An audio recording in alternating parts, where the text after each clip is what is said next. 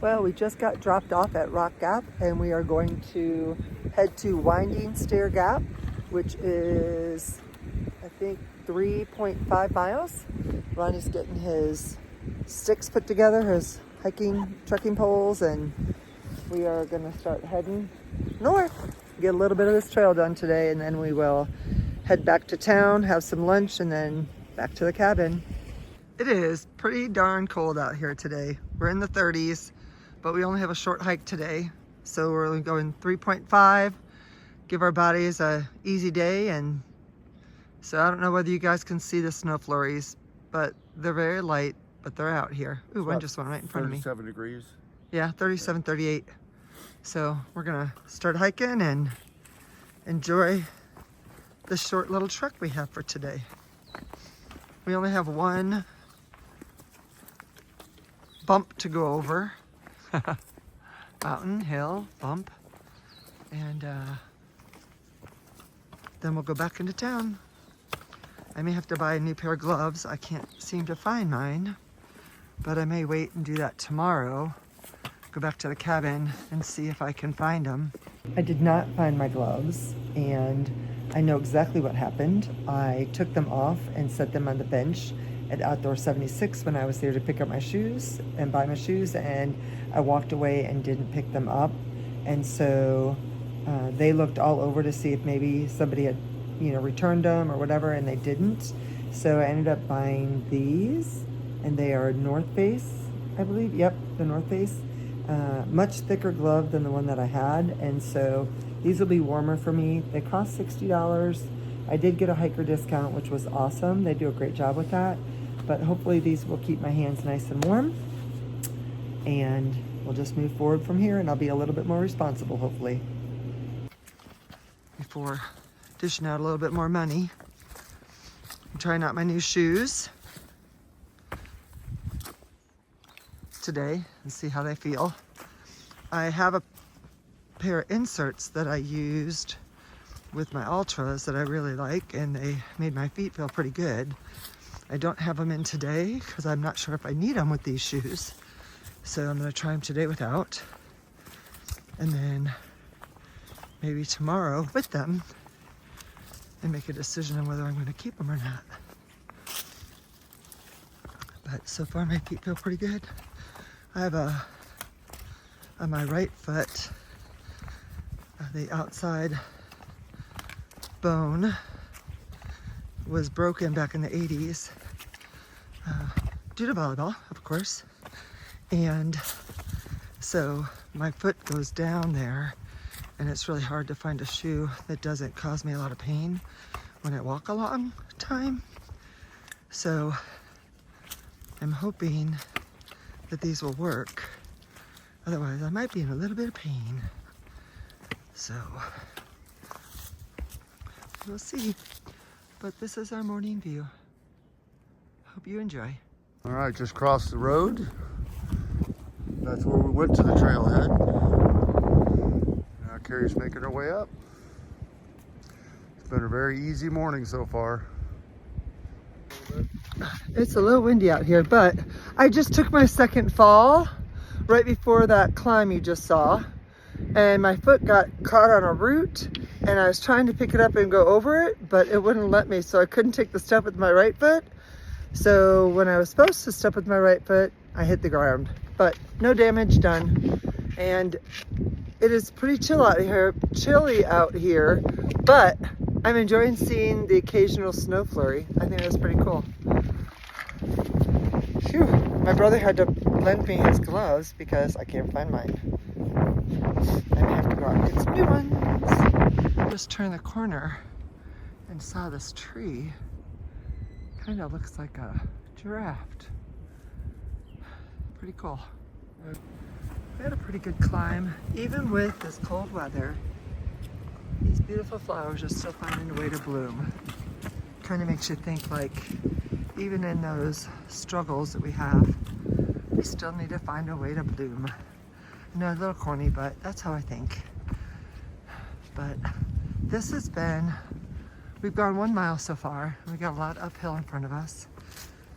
But, you're only doing 3.5 miles. You kind of feel like you're wimping out a little bit, but I think it's the right choice to make sure that that wound on the back of his leg, which I'm going to share a picture of it with you guys, and test out the ITB and see how that's feeling.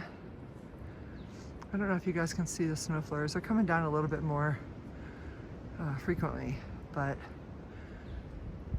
yeah, we have the opportunity to take a little bit of a easy day today and tomorrow, and so that's what we're gonna do. And we are experiencing slack packing today for the first time, which I don't think is a big deal. I know there's some people that think you need to wear your pack from Georgia to Maine, but I am not one of them. I'm okay with slack packing. I think it's part of the whole experience. And as long as your feet hit every step of the path, then I think you're good, at least for me. That's the way I'm approaching it. So I know everybody's got it different, and that's cool because everybody's journey is different. But tomorrow we may actually go Wyatt Gap and go south to Winding Stair just because of the shuttle situation. I think it'll be a little bit easier to catch a ride back in. So, oh, I'm so sorry. I had another hiker coming in behind me and I didn't realize that. So I had to stop abruptly. And so, yeah. So I was saying we think we're gonna do Wyatt Gap back to Winding Stair Gap because there's a bus that takes you into town from there. And tomorrow we're gonna do right around 6 miles. So that we can get some miles in still, but still give our bodies a little bit of a break with the weight on our backs and the mileage on our legs. So that right there is the plan, but I'm telling you, every day our plan changes.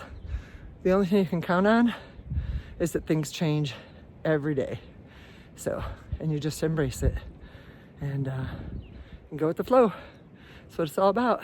Just came up on this spot. It's a little campsite. I don't know if you guys can see the snowflakes down there, but this is I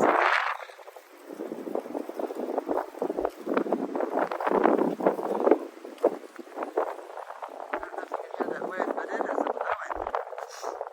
We are back at the same place we were at yesterday. It is La Margaritas, and we are here for lunch again. And yesterday we did the same thing, and then brought the other half of our lunch home and had it for dinner. Well, not home, but at the cabin. So we are gonna do the same thing. If it ain't broke, don't fix it. This next blurb that we're going to include on this video is my brother doing a briefing on what he does with his braces and why he uses them and how he uses them to be able to come out here and walk with me and do the hiking that he does with me. His knees are in pretty bad shape. They're bone on bone. And so he's describing his braces and all that, but we just wanted to let everybody know he's not giving medical advice or anything like that. It is just what he does and what works for him. And so he is a retired orthotist of 42 years. So some of his terminology, you can definitely tell he's got a medical background. But we did want to share that because we've had a couple of people ask how he's able to get out here and hike with the knees that he has. And so we wanted to share that. And then he also wanted me to tell you that he uses a cream called Voltaren on his knees, and he uses ibuprofen. So, but that is what he does for him. He's not giving advice to other people about what they should do with their knees. So, with that being said, here's what he does. Some people have been asking about Ronnie's knee braces and what he's doing, so we're gonna give you a little bit of that information now. All right, so I have what they call osteoarthritis, which is also referred to as bone on bone. So usually you'll get it on the inside or the medial compartment of the knee, so here. Some people do get it on the outside or the lateral side of the knee. So what the goal is if this is your knee, say this is my right knee, as I extend, all the weight, it compresses on the medial side. The cartilage is gone or beat down to nothing or almost nothing, and you get that bone-on-bone moment. That's what causes the pain. So this brace is designed to offload. It's the same frame they would use for an ACL, PCL injury, but it's also an osteoarthritis. If you notice that the brace kind of has an angle where it's going off, so it's trying to push the knee towards the medial side and open it up. And that's done by these measurements or these adjustments here, where I can open this up on this side. You see it's closed down to nothing on this side. And the goal is, so I can open this up a little bit more to take some more pressure off, but you don't want to do it too much. So I've been making little micro adjustments, trying to make an improvement. So anyways, the way this brace is suspended, so because braces want to tend to slide down the leg, is these two straps here, the one right below the knee in the front and the one right below in the back. And what those do is they go above the gastroc or your calf, and they try to anchor right here. So when I strap this on, it's not the same as I would if it was an ACL or a PCL injury. So I tend to do the lower section first, especially my anchor point. I want to make sure the knee joints are at knee center or a little above to start, because the brace will try to migrate down. And I will make adjustments as I'm going through the day, because as we use the leg, the muscles will increase. You don't want to pull them too tight where you constrict circulation. Sometimes you feel like you have to. But that is the whole purpose of this brace. I couldn't hike without them. So, but anyways, that's all there is. So besides the braces, what else do you rely on to help you be able to hike? So probably even more important are my trekking poles. They take so much weight off of the legs, as well as assist going up and helping to slow your momentum down the hill, which I find is harder because it takes a lot more stress on your knees going downhill, especially the steep ones. You're trying to control that momentum. So your trekking poles, huge benefit. And with your trekking poles, give you a little tip that I've learned.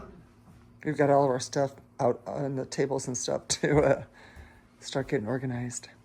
Biggest thing is with your strap, go up through the strap, and then this webbing is at the webbing of your hand. So you're holding, you don't want to have to grab this all the time.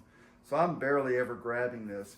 But more importantly, if you fall, you know, we typically just out of reflex reach. If your hand's like this through the strap, you can reach and the poles don't get tangled up. If your hands are down like this and you reach, your poles are right in your way. They're gonna tangle up. So again, always go up, and then you hold them like this. And then for downhill, go longer. Typically, you want your elbow at 90 degrees. But if you're going downhill, you can make them longer. If you're going up a steep grade, you can go shorter. So. All right. Well, thanks, Ron. Thank you.